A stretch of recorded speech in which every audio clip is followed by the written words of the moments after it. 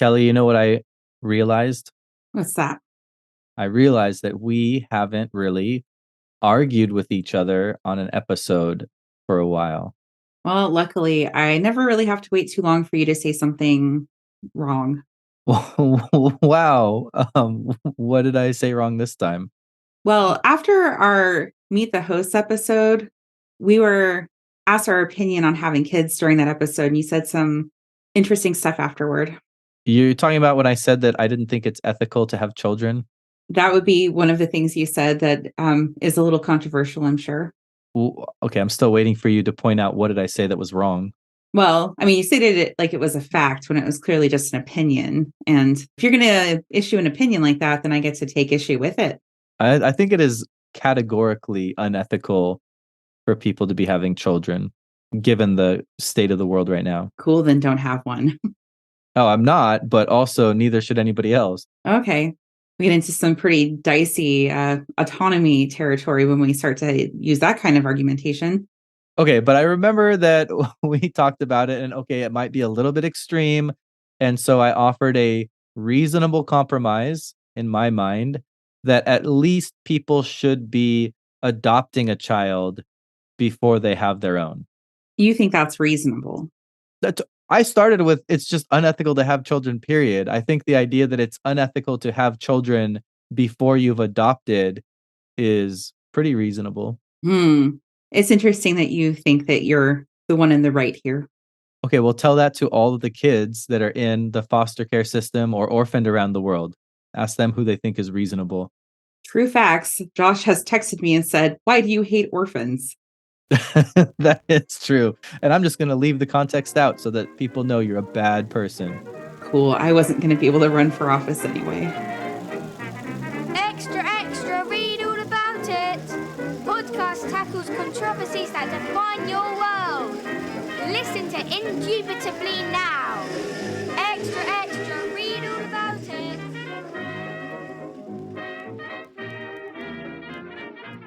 All right. So it looks like today we are going to be arguing. Sorry, we're going to be debating. Says we're civilized, indubitably. Mm-hmm. We're going to be debating about whether or not it is unethical to have children before you have adopted. And I obviously am saying, yes, it is unethical. And I am saying, no, it's not unethical. So you're wrong. We'll see about that. Well, I'm going to start the discussion here. And I think I'll start with a bit of context. The first thing I want to point to is the fact that 140 million babies are born every year. Now, in contrast to that, guess how many orphaned or abandoned children there are in the world? I couldn't even begin to give you a number on that. That's why your opinion on this is so wrong. Mm-hmm, mm-hmm. There are 132 million abandoned or orphaned children in the world. So almost the exact same number as we, as a species, horrible people that we are, create extraneously every year. I think that's an interesting comparison. But orphans consist of anybody under the age of 18, right? So the origin number of the orphans is distributed across a larger time frame. Sure, that's fine, but what the point of this is that if we were to just adopt all of the orphans or abandoned children that are out there, we could go an entire year without having babies, and that would help a whole lot of things. It would help the orphans, it would help overpopulation. I don't see that as an unreasonable solution. I don't know. I've never accidentally adopted a baby, but lots of people accidentally make them. Yeah, and a lot of those accidentally made babies end up orphaned or abandoned. Not really their fault. I'm not buying your argument yet. All right, well, by the end of this episode, you will. And that actually brings me into my first argument. Let's kick this off. So 132 million orphaned or abandoned children out there, 140 million babies born every year, despite that fact. So let's talk about what the lives of those abandoned and orphaned children look like as new babies are being created when they could have very easily joined families. I'm going to start with my motto: adopt, don't shop. Do you want me to take issue with that motto? Do you want me to start in on this so early? Well, where did you get your cats from? They were adopted, but the alternative to adopting them Mhm. wasn't that I was able to home grow them. Adopt, don't shop for babies would be like adopt instead of getting like fertility treatments, maybe. But there are plenty of people who just like have babies that they didn't like financially generate through adoption or fertility treatments. Okay, but you could have gone to a breeder. You could have gotten your cats from a breeder. Did you do that? Why would I have done that? Because those cats are, quote, better? No, you know I'm a thrifty person. I'm gonna go to the animal shelter when it's like half off Black Cat, Black Friday deals all the time, any given day. And so it blows my mind. My point here, adopt, don't shop. It blows my mind how we as a society have decided that, searching out a purebred animal, getting it from a breeder is a bad thing because there are so many animals in shelters who need loving homes. We should be adopting, not shopping. And if that's the case for dogs who are living in shelters, why is that not the case for orphans or abandoned children who are living in foster care or inside of the system? We care more about dogs and cats than we do about children. Your analogy fails catastrophically Oh perhaps, God. Oh God. because breeders are deliberately creating more animals to fill like a market void. Mhm. But there are no people who are deliberately having babies to like market them to specific customers. Well, I don't think the analogy fails because those breeders are offering a purebred product to people who are looking to, grow their family. And one of the major motivations, which we'll get to later, one of the major motivations of parents to have their own children is to pass along their own genes. So I don't think the analogy is that far off. But the important part of the analogy is the idea that there are life forms, dog, cat, bunnies, don't forget bunnies, or children, the least important of the four, who are suffering and can be removed from that situation, but are not being removed from that situation. So there are children who could be adopted who are not getting adopted. Mhm. I can buy that surface level, but I'm going to take a lot of issue with how you're going to go justifying that they should be foisted upon people who don't want them. Not foisted upon. The point here is that the people who don't want them, the reasons that they don't want them are selfish, uncaring, unethical. That wins me the debate. I'll address this later. All right, so let's get more specific into this. We have dogs living in shelters, horrible situation oftentimes. What about kids who are living in the foster care system? So, right off the bat, in the United States, for example, the richest country in the world, there's 600,000 children in the foster care system, and they're there due to maltreatment. This is things 76% of which are due to neglect, 16% are due to physical abuse, and 9% are due to sexual abuse. That means that about 60,000 children are in the foster care system after being sexually abused. That is tragic, and the foster care system is highly problematic and needs reform. However, foster care is not a surrendering of parental ties. It is oftentimes a temporary placement in order to get parents into a place where they can take those children back into their homes or to place those children with other family members who can care for them. To say that all of the kids who are in a foster system, which is supposed to be a temporary situation, must therefore be adopted by people who would otherwise be having their own babies, voids the entire concept of foster care. No, I don't think so. Why is you literally just said it. Foster care is supposed to be temporary, and yet for a huge number of kids, they'll be in the system for 3 to 5 years. And why is it that they're stuck inside of this system for so long? The system itself needs reform. The answer to the system's ills is not to take all of the kids out of it and put them into families where they're not wanted. The families want a child because the families we're talking about are families who are going to be having a child.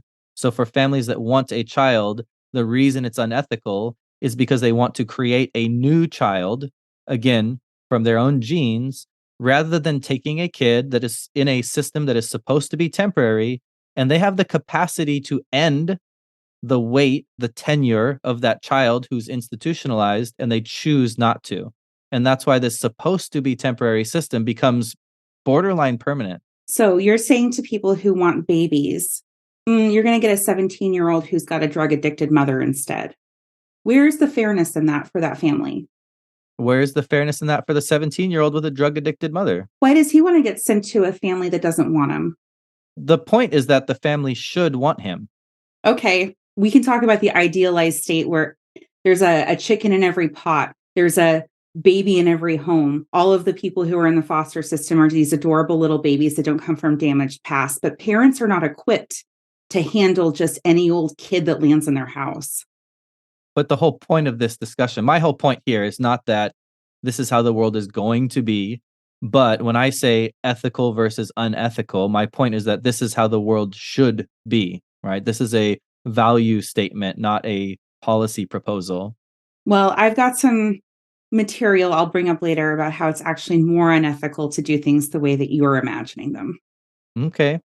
I don't believe you, but we'll see. So let's take this out of the United States though, where people are stuck in this supposedly temporary system and the families who have the capacity to save them from it are not unethical. And move it to an international scale where 1/3 of all orphans worldwide live in sub-Saharan Africa.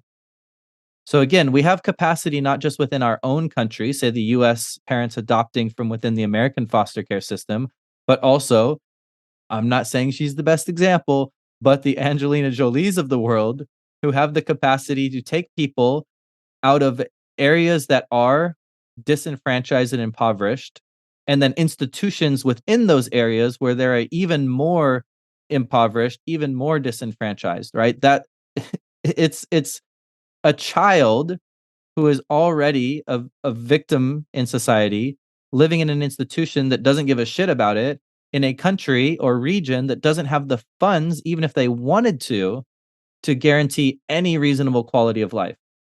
And you're cool with that. Of course, I'm not cool with it. I just don't think that your means of solving this actually achieves that. So if 140 million babies born a year, if for 1 year parents chose to adopt instead of have babies, literally every child in this scenario would now have a home. And that's not a solution? It's a pipe dream. It's unrealistic. No, yeah, you're not gonna hear me at any point in this debate say that any of this is gonna happen, but you are going to repeatedly hear me say that the people who are not at least doing their part to make it happen are unethical. Backing up and looking at the numbers in the US, because we're talking about like people just holding off on having babies for a year and adopting instead.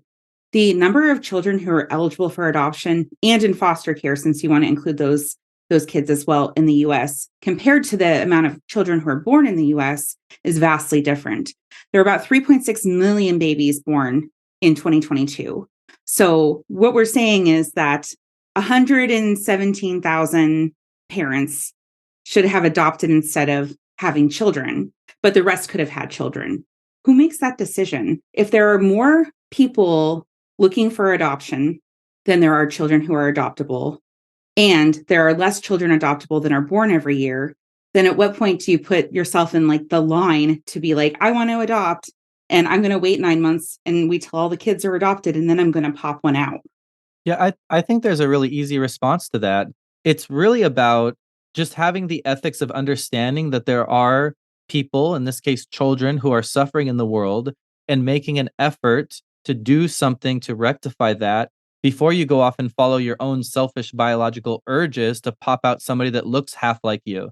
So if you have that mentality, you look at the foster care system, the adoptive system, and there are children there, you adopt them. And if we get to a world where all of those children have been adopted, I don't see how that's an argument for your side. I think that's an argument that says, hey, the world has finally acted ethically and we've solved this massive problem that exists right now. I don't think you're solving it. I will address this later, but I think you're misattributing the way to resolve the issue by attaching all of your efforts to a symptom rather than the actual cause. Yeah, there's no reason that we can't be addressing causes and at the same time doing something to help the victims of those causes that show up as symptoms in the system. But you think you're helping and you're not, which I will also address later. Oh, I'm helping. Sure. The other thing that I think is important to consider here when we're talking about just these children who are directly impacted is the children in the foster care or the adoptive system around the world already exist. And I'm not sure why it matters if they're 17 years old, to point to your example. I'm not sure why it matters who their parents were, to point to your example.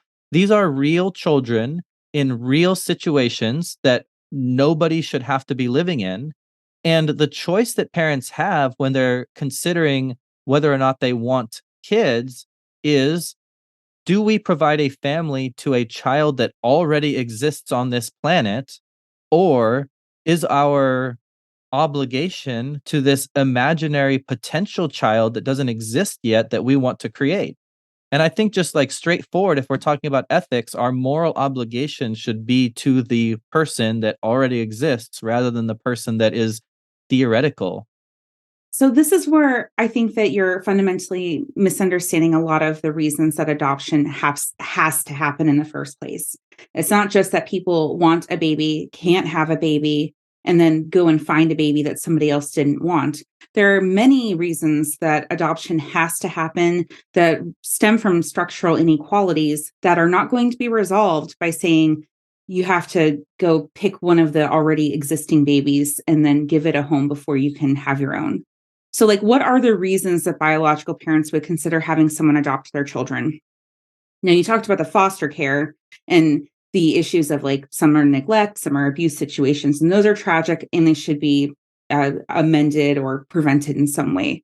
But a lot of the times that people choose to have their children go up for adoption are because they have a lack of financial resources. They have addiction issues, which means that they have a lack of like recovery options available to them. They could be interrupting their career or educational plans, which means that they have a lack of financial security to help them get through having a child while also pursuing a career. Single parenthood is difficult, which means there's a lack of financial resources, and that a baby may have health issues, which means a lack of financial resources to take care of a baby with health issues. So, like, the reason that so many babies are being put up for adoption, in your opinion, is that the people who are having them can't afford them. That seems like we could solve it through, I don't know, ending capitalism.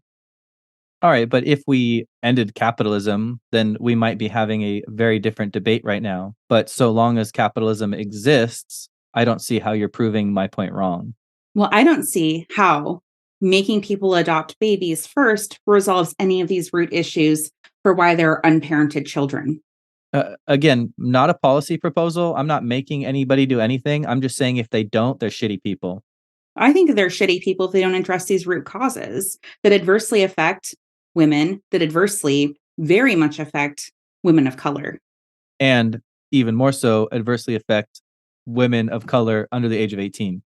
So I will say it's more unethical to force adoption as the way to become a parent than it would be to resolve these issues first.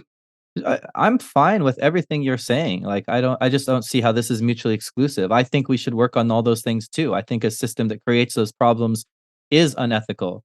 But I also think that when one of the outcomes of that scenario is a child without a family, maybe there's a family out there who wants to have a baby. Maybe they're not able to end systemic racism. Maybe not they're not able to take down the capitalist structure, but they are able to provide a home to a child who lives in the foster care system or a child who's ready for adoption, and they can do that. They want to do that if they choose adoption over having their own baby. Cool. But I think that a society that puts the primacy on the parenthood of the correct, better parent that has the resources and pushes the narrative that adoption is so great loses motivation to resolve these root issues. All right, so I want to move to my next argument because I think it addresses what you're talking about pretty directly. And if you're saying that the core issue here is poverty, lack of resources, and that these children that are institutionalized are just a symptom of that, then what is the number one root cause of poverty and these issues? And that would be overpopulation. So many world issues can be tied directly to just the number of people that we have on the planet. Poverty, famine, conflict, climate change, all linked to overpopulation. And so anything that slows the growth of the population helps exactly the issues that you're pointing to. And this would do exactly that. Overpopulation is a myth. It's a lack of resource allocation being distributed equitably. And it's been a myth that has been utilized to justify a lot of racist policies, like sterilizing indigenous people rather than letting them have brown babies. I think overpopulation is completely imaginary. It's resource allocation and it's capitalism. That's because you're liberal scum. Hmm. Overpopulation might be mitigated by better resource allocation, but if we have X number of people on the planet, those X number of people have to live somewhere. And that every square foot that a person takes up, a rainforest does not. Every person on the planet is a person that then consumes, that then produces waste, that then contributes to pollution. So yeah, resource allocation in an ethical way would help the problems, but it would not solve them. I'm trying to decide how I want to respond to this because there's so many beautiful options. Except none of them will work. Pick the one that will get closest to working.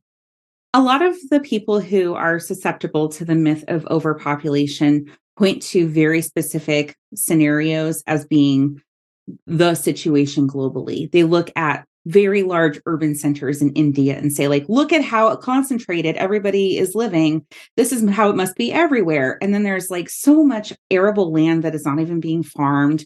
There are so many additional resources to build out from cities rather than having people living on top of each other. And it's really an issue of perception rather than an issue of actual like infrastructure that's the problem here. There's a few people living in like really, really compacted scenarios some of the time, but that's not how it like actually works globally. Okay, well, riddle me this, Batman. If you had a perfect system of distribution, which would be your ideal world, is it still easier to distribute to 100 people or easier to distribute to 10 people? It depends on what you're distributing and how integrated the network is into other networks. And no, now you're just pulling shenanigans. The point is more people bring with them a higher need for resources, a need for space. They eat more cows, and Kelly, as a vegan, you should care about that, right? More people equals more problems. If you're really so concerned with how many people are being born, then take it back to my previous argument when we're discussing the root causes, where lack of abortion access is one of the major reasons that babies are born that maybe shouldn't have been. Sure, do that too. Here's my point. Your strategy so far seems to be here's a lot of other ways that we can solve this problem. Cool. I'm good with all of those things. I'm not saying those things are unethical. But if there is one child who needs to be adopted, and there is one family who chooses to have their own child instead of adopt that existing human being who is currently suffering, that family is unethical. You're putting so much into this idea that the solution is put child with family when that may be like the worst possible thing for that person. The worst possible thing is the foster care system. The statistics on what life is like inside of that system in the United States is literally like unthinkable. You talk about a lack of resources and a lack of distribution because of the fact that children are unable to advocate for themselves. No funding is given to these systems. Unlike a lot of the other things you talk about, say access to abortion, Planned Parenthood, etc. There are plenty of women like yourself who are able to advocate for themselves and secure funding to help deal with those issues. And y'all even have an incredibly hard time of doing that given the political climate. So how is a 4-year-old supposed to secure funding? Right? And this is the root of the problem. You want to talk about what is causing these issues. What's causing this is that the people who are suffering have no voice, no way of advocating for themselves. And so a family that ignores them is being unethical. But if a parent is so adamant about passing on their genes and then they're like, but the first kid I'm going to have, I'll go ahead and adopt one who doesn't have my genes. Why would they treat that child as well as they would a child with their own genes passed on? Okay, well, first of all, if you get to paint this imaginary world where we end capitalism and we solve distribution problems, I can paint a world where people love children. I don't think that my anti-capitalism stance is unrealistic. I'm just like speaking it into existence every time we talk because I'm manifesting it. Okay, well, let me see how that works out for you.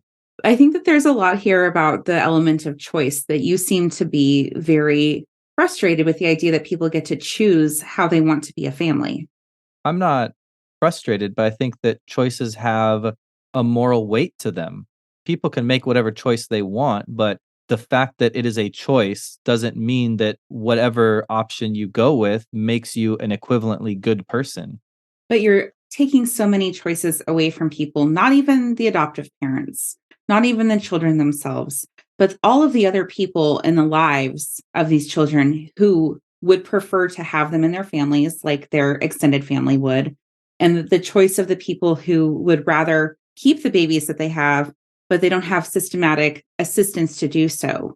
It seems like the only choice here is like if you want to be a parent, you get to choose from column A or column B. Nobody else's choices matter. Well, I think, and I'm going to talk about this towards the end of the debate, that that's what civilization is. That's what living amongst other people and having an impact on the people around you is about. There are certain choices that we take off of the table because if everybody made that choice, the world would just implode. And I think this falls under that category. But before I win that argument, I want to finish winning the overpopulation argument that we're on right now. And I think that the second tier of this argument, A, if we have less babies, overpopulation is reduced and a lot of problems are limited. But B, I think that it's especially relevant to this particular topic because if you look at the groups of people who deal with the effects of overpopulation, oftentimes those are the same people who are in these systems. We mentioned before, a third of all orphans in the world live in sub Saharan Africa. When we talk about climate change, for example, linked to overpopulation and the desertification that happens for regions of the world like that, it contributes to famine, it contributes to poverty, it contributes to the exact scenarios in which families now can't afford or have the resources to raise children and so abandon them or give them up for adoption. So to me, families in places like the United States, who are the prime contributors to, let's say, climate change because of their consumption, now have the ability to directly remedy that by taking a person out of a scenario where they're impacted by it and moving them to a better life.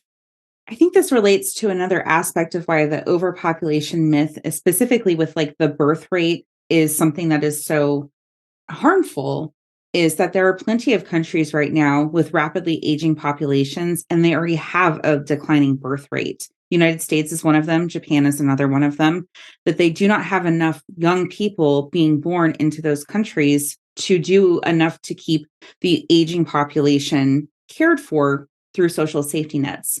Now, you want to say like, go adopt a baby first and then have a biological one. So you're a family of four that way instead of just a family of three. That's still like just barely keeping the replacement rate for the population going. When we're having a declining birth rate, like we've been seeing, we are having some serious concerns about what's going to happen when all of the boomers start getting super sick and we're the ones that have to pay for it.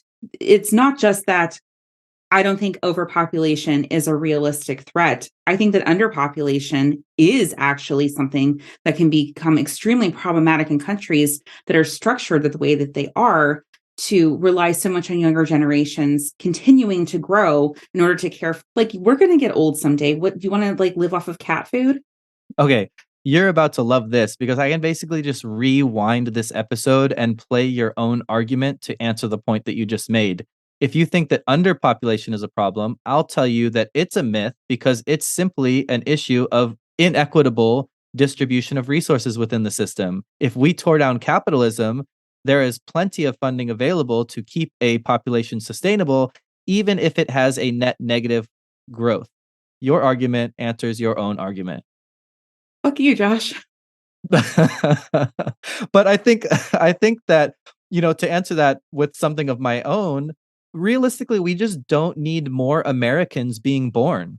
Americans are the ones that per capita contribute the most to pollution, for example, contribute the most to the amount of waste in the world.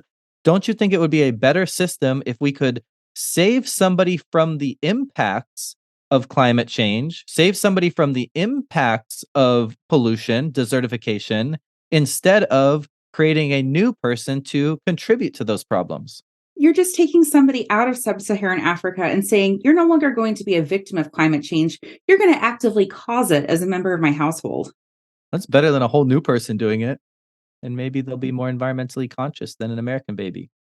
I don't know. The way that American culture is so pervasive and forces people into becoming like massive carbon emitters, I don't buy it. Okay, well, why do you hate diversity? Wouldn't it be better to bring babies from other parts of the world and have them adopted into families rather than sitting in an underfunded, underprivileged orphanage system? Families who are willing to accept children from different backgrounds into their families are already doing so. Forcibly putting a diverse situation together is probably going to become catastrophic and implode really quickly. Why do you only like white babies, Kelly?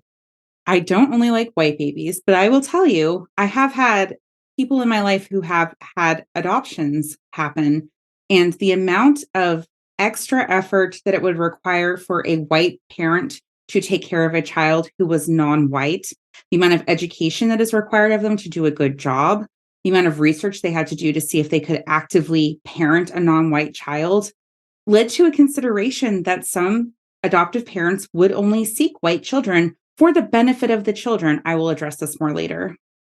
I get to quote you again. Ugh, it sounds so difficult being white. I have so much sympathy for that couple. It's not about the parents being white, it's about their inability to effectively parent a non white child and therefore making things worse for a non white child. Maybe they should educate themselves Well, I don't know. Let's just stick them with a kid from the foster care that they didn't even want in the first place. because they're bad people. I know you like to poke fun at the idea that it's like, oh, these poor white parents aren't going to get to have their white babies if we decide that they must do the ethical thing and take whatever baby is out there. But I think there's a real demonstrable harm to that because of the resources and capabilities that people, specifically wealthy white people, have that could drive further unethical behaviors. So it's not just an issue of them like being ethical or unethical in your framework, but your I want this to be the way that people are ethical measure is actually going to make people even more unethical. Haha. How is me telling them that, hey, this is the correct choice for you to make, going to make them more unethical? So there are going to be people who subvert the entire system and make it look like they are going through with adopting an unwanted child, but they aren't. It would be about surrogacy, basically using the resources that they have to get around this entirely by having an outsourced womb, essentially, to have their biological child, and then do an adoption from the surrogate parent that had birthed their child. So Mm. you have your cake and you ate it too, right? I appear very ethical because I've taken in an unwanted child whose parent didn't want them. Oh no. Haha, but it's actually my own genetic material that's making up this baby. Oh, okay. I mean, yes, that would suck, but I feel like you're just making a generic black market argument here. And the answer to any generic black market argument is one, if we catch them, we can stop it. And B, like you're throwing the baby out with the bathwater. Just because some people could get around the system doesn't mean that the system itself is holistically problematic. So that's kind of a farcical scenario, right? I do think it is probably going to happen for like very wealthy people, but I think what's more likely to happen is that there are going to be like tiered adoptions that happen. That people who have the resources to go through private agencies who can pay $30,000 to $50,000 a pop to adopt the baby of their choosing will get to just take the best of the best, right? They get to take the babies who were born but did not have like drug addicted birth mothers, that don't have any sort of like potential for mental health issues, or they're actually infants. A lot of people only want to adopt infants. And then other people who want to be parents but are forced to go through adoption to do so, to be ethical. I guess you're not putting it forth as a policy measure, but they want to be ethical. So they're going to go through adoption, but they don't have the same resources. They're going to be saddled with all of the children of any age that the people with the most resources just didn't want. So there's going to be a market effect, essentially, when you're saying that everybody who wants to be ethical needs to do it the specific way, which is to adopt before having a biological child. But the way that adoptions work mean that they get to like tool around in the system and get their preferred outcome when they have the money to do so. Mhm. No, I think you're absolutely right, but I think you're describing the status quo. And I think that my solution would solve that. So in the status quo, people that want to adopt have a vision of the child that they want. And you're right, it's most of the time a baby, most of the time healthy, most of the time if they could identify the parents and ensure that there's the least chance for complication possible, those kids do get adopted, right? You're 100% right, but that's what's happening right now. And then when you get to the way you make it sound is I think the way that people think about it, the leftovers, they just decide, you know what? Never mind. We'll have our own kid. Or I'll wait for the next baby that meets my qualifications to come through. And that's the whole reason we're having this debate. It's the whole reason that there are so many kids out there that stay in this temporary system for so long. Under my world, where people accept the fact that it is unethical to have a child before adopting, when they get to the leftovers, they don't see them as a product that's defective. They see them as a human being that deserves to have a family and they adopt them. So I think you're identifying the problem, but you're not seeing how my world solves it. I don't buy your scenario. Your scenario is adopt a less desirable child or make one of my own. In the scenario where ethics are the main concern here, the choice then becomes adopt a less desirable child or not become a parent at all. I would rather not parent a child who has like schizophrenia and was born addicted to drugs and has some sort of physical malady. Right. This is a person who's like, I want to become a parent under optimal situations, or I would rather not be a parent at all. In which case, we solve the overpopulation problem. You leave children unadopted. They're going to be unadopted because people just say, fine, then I won't be a parent anyway. Right, but I think that I still have a better world here because in your world, they would not adopt the baby anyway or the teenager anyway. They would make their own. Now we have overpopulation. In my world, if they don't adopt, at the very least, we're not contributing to more Americans being born, more carbon emissions, more cows being eaten, et cetera, et cetera, et cetera. So while we don't get my direct benefit of children being adopted in that scenario, I still think we get a secondary benefit. So either way, my world is better. Your imagined environmental harms from too many babies. Sure, I guess you might win that point. Those babies are going to eat meat, Kelly. Veganism is on its way out. That's definitely not true. And you know that. You're right. That one's not true. But either way, I do buy that overpopulation is an issue. So I think that if the only benefit that I get in this debate is that one less child is born, I'm fine with it. Even if that particular family, they're assholes, they want their perfect baby and they don't adopt. I'm still happy with that outcome. Okay. I'm glad you are. And it leads me to the what I've been hinting at kind of throughout the episode, and I know you don't like how I characterized it, but there is an obsession with passing on your own genes, and uh, I don't understand how people don't see this as just borderline eugenics, not borderline, just outright eugenics, borderline racism. What gives people the right, or how is it ethical to desire a particular set of genes in a person? And how does that not run in direct conflict to any of the progress that we're trying to make in terms of race relations, ableism, gender, any of the isms? How can somebody say that they want their own genes passed on and not fall under the morally just repugnant category of any of the things we're trying to weed out as a society in terms of what a proper person or a superior person should be. I think you're vastly overstating the nefarious nature of wanting a child that looks like your family. That it's not just about, I want to have a white child because I want the child to be white like me. It's like, I'd like a child that looks like a combination of myself and my partner, or I like a child that could have the same eyes that my grandmother did. Why? There's because there's a way to create a bond with a child that exists when those things happen. If that is something you desire, that if you lose the opportunity to have that, the way that your relationship with a child would be formulated could be compromised if that is something that you have valued. It's not to say that it's right that that's what they value in having their child look like them. But the fact is, if they would treat a child adversely because it does not have the characteristics they're seeking, that would be very bad for the child. And it would make the person unethical. But how is giving, like, let's say that your ethical scenario here for adoption is like you actually do put forth a policy measure where people have to like sign up and say, I'm interested in being a parent. Cool. There are all these adoptable children. You have to take one first before you can give birth. Cool. And it's like a random lottery. And that's the only way to make it equitable. That's a good idea. And a very racist family winds up with a child of color. What happens in that scenario? Racism is solved, or is like the child like completely abused? Okay, but take that same family. Here's the problem with debating with somebody that knows you well.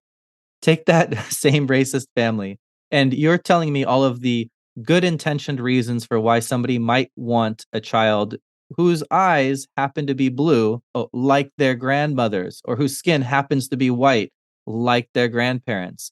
Are you telling me that somebody that, say, stormed the Capitol building last year, uh, you know, with flags and tiki torches, etc., when they say they want to have a white baby, it's because they want to share a bond with it? Is that the reason they want a white baby, Kelly?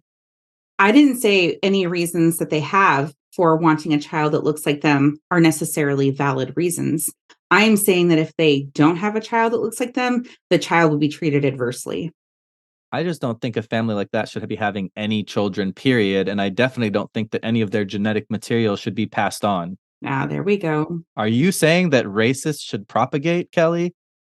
I'm saying if the choice is between a racist having a child that they don't abuse versus having a child that they will absolutely abuse, I know which of those scenarios I'd prefer. Do my questions become more impactful if I finish them with your name, Kelly? It sounds like you're reading off of a note card, Josh. I'm not. I'm not. I was just wondering if it made me sound more persuasive or not. So I think that what I have to say next is actually incredibly responsive to what you've already brought up about like the genetics thing, but also the entire issue of why someone would want to become a parent in the first place. There are no altruistic reasons for becoming a parent. There might be some people who want to do things in the best interests of their children, and they want to do good for children and give a home to a child who may not otherwise have one. But there are no purely altruistic reasons to have a child because there is some sort of benefit that a parent is actively seeking in order to become a parent in the first place, because the most altruistic thing would be to not have a child whatsoever. So, what are the reasons that people become parents at all? First, it's like some sort of vanity issue, like you've mentioned, that it like the baby looks like me. I am validated as a person. I felt so good about my genes. I wanted to make sure there was another carbon copy of me out there. Or I desperately want someone else to love, and therefore I'm going to make one from scratch because I can't get any other humans to do it. Or the ego trip of like saving another person from a dire outcome, and so on and so on and so on. Those reasons sound like they suck, right? Mm-hmm. They're necessary in order to become a good parent, though, is that if there is not some sort of selfish, like self-actualization that comes from being a parent, there's no benefit to the parent who is doing the parenting, then they do a shitty job of it. If the child doesn't look enough like them, or if they don't get the kind of like love and relationship that they want, or they have an extremely adverse time trying to take care of their child because of health issues, they become worse parents for it if they didn't go into that willingly and voluntarily. I have a story. to illustrate my point here. I will sit crisscross applesauce on a rug and listen to your story. So when I was like 17, I wanted a Burberry scarf. Do you know what Burberry is? That's like the plaid one. Yeah, yeah, yeah. All right. I'm fashionable. I wanted that scarf so badly. I like lusted for this scarf for months, outwardly, openly. And for my birthday, there was a soft present like wrapped in like a roll shape that was on the dining room table. And I went for it and I said in front of my mother and my father, I bet I know what this is. And it was a hand knit black chenille scarf that my mom had made. It was beautiful, it was warm, and it was not what I wanted. And I don't know where it is right now. So, like, if I wanted a baby and I wanted a Burberry, but I instead got like a really good scarf that was not a Burberry, I probably would also lose it in my garage. That was a good story. That was like very Mr. Miyagi-esque. I'm saying if you don't let people become parents on their own terms, the way that they specifically want to become a parent, you're going to actively make things more difficult for them as parents and also make things really, really hard for the children themselves. We're talking about children who are raised by white parents who are ill equipped to deal with children of color. We're talking about children with disabilities whose parents did not think through the idea of like raising a child with disabilities. And there are a growing number of people who have been adopted who discuss the ego trip that fueled the adoption process and how they were actively abused by their adoptive parents because there was some weird, like, mental attachment to the idea of like saving a child that fed into their self image and a lot of really horrible emotional dynamics between all of these people. You have to make sure that the people who are signing up for being a parent are going into it accepting the outcome of whatever child they're going to get. And if you force them by saying you won't be ethical unless you do it this specific way, you're not going to get an optimal outcome for those children. And it probably is better that they don't get adopted in that context than deal with like horrible parents that they cannot take care of them the way that they need to be taken care of. Wait, that was your point? I thought you were trying to tell me there were plaid babies. How much do you keep my size in the edit? I try to get rid of all the size. On a more serious note, I think that you're right. There has to be some sort of selfishness in parenting, but I think that the premier selfishness, if you want to call it that, is the one that you identified where we have an urge or a need to care for something, to raise something, and to make the world better or prepare that something for the world. And I think that all of those urges and all of those, if you want to call them selfish tendencies, can be experienced just as easily through having an adopted child as having a biological child. There are plenty of people who would do wonderful jobs taking care of any child that they have, whether it was adopted, whether it was a child that they had biologically. But as soon as we make that something that is a pressure from external sources and we force people through social pressure, through other means to make these decisions without their full, complete voluntary acceptance of those decisions, that starts to erode the capabilities of them to be the best parents possible because they are not making those decisions with the best interests of the children in mind. Okay, so what about this scenario? Let's say one of those same families has a child biologically, and their child turns out to be physically disabled in some way. They have now been forced by nature to have a child that doesn't match the image of the child that they might have wanted originally. If that family were to give that child up because they didn't want to deal with the differences that that child posed to them, they didn't want to deal with the hardships of having to learn what it was like to have a disabled child, would you say that that family is ethical or unethical? Yeah, there might be some parents who decide that they cannot parent a child under those situations. I'd say it's probably the more ethical decision to not parent them if they're going to parent them poorly. So then what is the difference between that child where nature forced you to have a child other than the one that you imagined in your mind versus my code of ethics forced you to take on a child other than the one that you had imagined?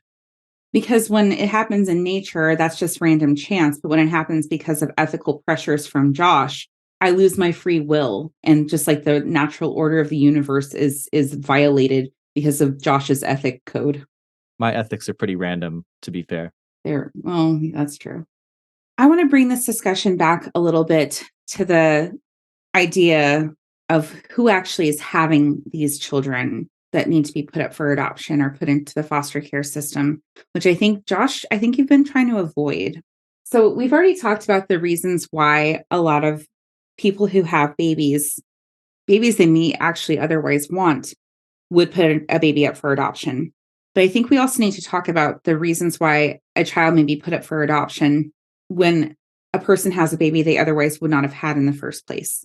And I think this comes down to the entire like structural inequalities that affect women and women of color specifically very disproportionately. So I know you're like talking about like the ideal state of the world, but the current state of the world right now is that in the United States, way more people are seeking adoption than there are children who are available for adoption. One of the specific pieces of language that was used in the overturning of Roe versus Wade last year was that there was a diminishing, quote, domestic supply of infants to adopt. And that's the reason that they wanted to prevent abortion access was to make sure that there were more unwanted pregnancies so that people who were seeking adoption could become parents. Because it was more important to make sure that people became parents on those terms than it was to make sure that people who didn't want to be pregnant didn't have to be pregnant. So who does that affect most of the time? The women who lack resources, right? So like women of color. The fact that adoption and the primacy of becoming a parent at all is put on this pedestal hurts women ultimately because we want to make some people parents at any cost. The idea that like you have to have an adopted child first before having a biological child does nothing to kind of undo that narrative altogether. I've got three responses to that. First of all, note that Roe v. Wade says domestic supply. Again, I think that there are plenty of people internationally that need to be adopted and are not being adopted. Two, I don't disagree in any way, shape, or form that we should be providing as good access as possible to prevent pregnancies that are unplanned, unwanted, etc. I think it would be pretty contradictory of me to say that this is unethical because we should reduce the amount of children who have to be institutionalized in the world and then in the same debate say that I would be opposed to anything like that. So I think that I can have both sides on that particular issue. Three, I guess the way that I would be contradicting that is if I buy this narrative, which is you saying that my code of ethics pressures people into having children when they might not want to otherwise. And here I just disagree. I think that it does the opposite. I think that suggesting to people that they need to put a pause on having children of their own for whatever reason, and in my case, the reason being that there are already children out there who need to be adopted, I think does the opposite. I think it puts out a narrative that says we should be careful about bringing new lives into this world, and we currently are not. So I just don't think that I agree with that underlying premise that you're putting forward there, that my worldview contributes to a mindset that tells people that they should be forced into a situation that they don't choose to be part of, particularly women of color, etc. So let's take this into your framework a little bit more and talk about what happens if we're coding everybody who has a biological child first as unethical. What happens to women who have birth control fail? What happens to women who don't have access to an abortion? What happens to all of these people who lack all of these accesses and end up having babies anyway, but they did it the wrong order? Like, how do you characterize somebody who had a baby unethically in your framework, but they didn't really have a choice? I think that intent plays a big part into any kind of ethical framework. So if somebody chooses to circumvent, say they have the money to adopt a child, there's a child sitting in front of them It matches all their criteria: white, abled, substance free, etc., etc., etc. Whatever their perverted perfect image of a baby might be. If that family rejects adoption and has their own baby, they are like the most unethical. If somebody is a victim of circumstance and has a baby through no intention or no direct action of their own, well, there has to be at least like a direct action taken. But beyond that, I think that it carries with it significantly less weight in terms of moral repercussions. And I think that's standard for any kind of ethical judgment.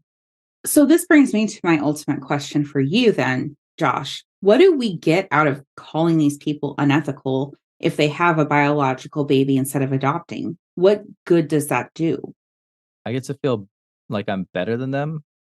Well, you already think you're better than them because you're not having children, right? Mhm. Very true. This is my reasonable stance. Remember, my original stance was just having babies, period, is unethical. Be real though. What happens when we code something as being unethical? It does have actual impacts on how people behave and how policy is formed. So if we were to take this stance socially Mhm. and say that it is unethical to do it this way, but people are going to do it that way anyway, what happens? This actually, I think, leads me nicely into my last argument. I think this argument will answer that question for you. And that is what we consider civilization, being civilized, advancing as a species, I think comes down to repressing harmful instincts that we have, harmful urges that we have for the betterment of society, the people around us, and the world at large. So to take this back a lot further, and I'll bring us to the debate today in a second. But to take this back, it used to be that if we wanted something, if we needed something, we could steal it from our neighbors. If they got in our way, we could murder them or we could assault them. And as a species, we would act out on any sort of biological impulses that we had. And as we started to structure societies and become more quote unquote civilized, we started recognizing that maybe the urge to steal from your neighbor is something that we need to repress. Maybe the urge to assault the girl that you see across the street is something that we need to repress. There are certain instincts that we have as human beings that are not healthy, that are not civilized, that need to be repressed. And I think that the urge to have children is a leftover instinct. And we're getting to the point because of the issues I talked about earlier with overpopulation, where we need to start restricting that urge for the betterment of society, for the betterment of people around us, and for the betterment of the world at large. So, what do I want to get out of this? I want to get out of this a world in which people who are in a scenario where they are going to make a choice that's going to impact themselves, this child that either already exists in an institution somewhere, or they could be bringing into this world, they could be birthing, and everybody who's indirectly affected by that choice. What I want to get is that people in that scenario start to think about something other than just how their biology makes them feel or makes them want, and they think about the ramifications of their actions. That's what I want. And I think that if they do that, they will make the choice that I'm suggesting is the ethical choice. They will adopt a child before they decide to have one of their own. And I see an outcome where the people who are ostracized or otherwise looked down upon in society for having biological children first are going to be the people who are blamed for so much of what happens wrong in society as it relates to children existing and being born and whatnot. Primarily, it's going to fall on the shoulders of women to be the ones that uphold your ethical standard. And the people who are going to be least capable of upholding that standard are going to be women of color. Now, I know you want to paint a lot of this as intention, and that there's going to be people having babies that they probably didn't intend to. But if you're painting this as an ethical decision, how are people going to know the intentions of the people who had biological children? A lot of people, especially in the 1980s, accused a lot of Black women of having as many children as possible to exploit the welfare system. That's probably not the intention behind the children that they had. It was probably like a lack of resources and access to abortion care and access to like family planning and things along those lines. But people don't give a shit about intention. They see what they see and they make a value judgment off of it. And by having this domineering attitude about whether it's good to have an adoption first or it's okay to have a baby first, you're going to steer a narrative which is going to further demonize people that are already treated very poorly by society. Well, I don't need to convince you. You're not going to convince me. We have two very different worldviews. You only like white babies. But I suppose the answer here is to pass it over to our listeners at the end of this debate and ask them which worldview they find more realistic, which stance they find more persuasive, and perhaps they can let us know that at our socials. Yes, you can reach out to us at Indubitably Pod on both Twitter and Facebook and ask Josh, why does he hate Black women so much? Oh my gosh. Neither one of us can run for office anymore after this podcast. No. I am surprised, I have to admit, that you didn't make the number one argument for your side in this debate. What argument is that? I thought I made the best arguments on this side. That I genuinely would not have a response to. My cat was adopted. And I'm pretty sure if I got a purebred cat instead, it wouldn't be trying to murder me every night. No, Josh, I'm pretty sure that whatever cat you had would have as much antipathy for you as this one does. I can say that I have adopted all of my animals, so that makes me a good person. Hey, me too. We can agree on one thing. We're both really good people. When it comes to animals. Yep. Just not babies. Yep, probably not.